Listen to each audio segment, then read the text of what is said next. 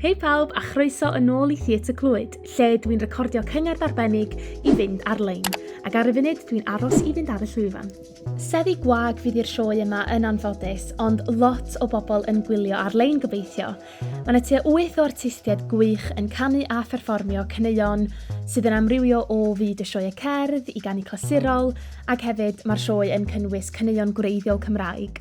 Hei pawb, so dwi yn ôl yn yr dressing room rwan. Ath o'n oce? Do, dwi'n meddwl ath o'n iawn. Mae'n rei anodd gwybod ar y pryd sut mae perfformiad wedi mynd, cos ti jyst yn canolbwyntio gymaint ar bob dim sy'n mynd ymlaen o gwmpas ti.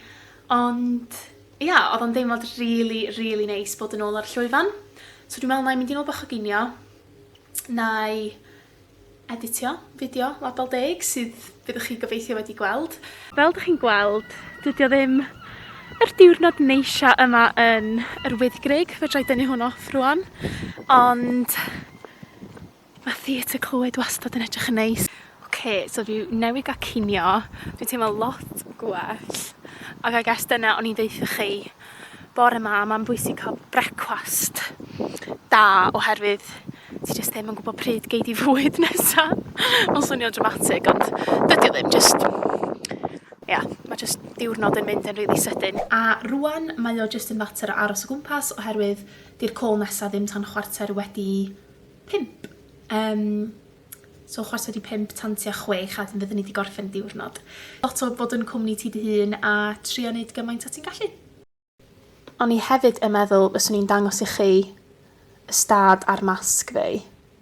Sydd ddim byd i fod yn brwd ohono fo, ond mae gwisgo gymaint o golir a hyn i fynd ar llwyfan yn amlwg yn cael ei drosglwyddo ar y masg, felly dwi angen binio hwn yn syth bin pan dwi'n cyrraedd adre.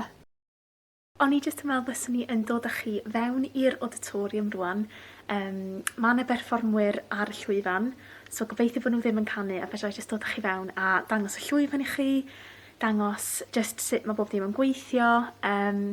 So gobeithio fydd o'n rhydd i ni cael cipolwg rwan.